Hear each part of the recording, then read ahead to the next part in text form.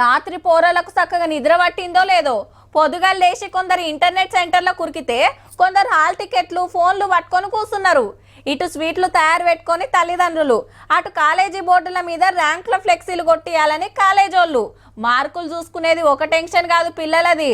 WhatsApp స్టేటస్లు పెట్టుకొని మురుషుడు, గ్రూప్లలో షేరింగ్లు చేసుడు, శుభాకాంక్షలు చెప్పుడు జోరుగా నడిచిందబ్బా. ఆవ్ ఇంటర్ రిజల్ట్ ముచ్చట్నే.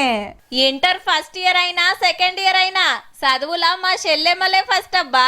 ఆడపిల్లలు 174 మంది పాస్ అయితే మగ పొరలు 57 మంది పాస్ అయినరు. మళ్ళా మొత్తం 9,97,000 మంది పరీక్షలు రాస్తే ఫస్ట్ ఇయర్ లా 171 మంది, సెకండ్ ఇయర్ లా 166 మంది మీది చదువులకు పోతాండ్రు.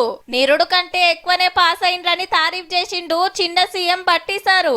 ఇక జిల్లాల లెక్క చూస్తే ఫస్ట్ ఇయర్ లా మేడ్చల్ ఫస్ట్, మహబాద్ లాస్ట్, సెకండ్ ఇయర్ లా ములుగు ఫస్ట్, కామారెడ్డి లాస్ట్ వచ్చింది.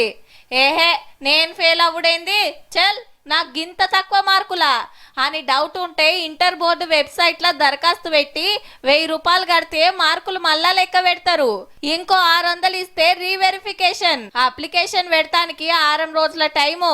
నీ అవ్వ నేను గంత మంచిగా చదివినా ఫెయిల్ అయినా ఇంటోళ్ళు తిట్టబట్టిరి, దోస్తుల ముంగట ఇజ్జత్ వాయే అని నారాజ్ కాకుండ్రి.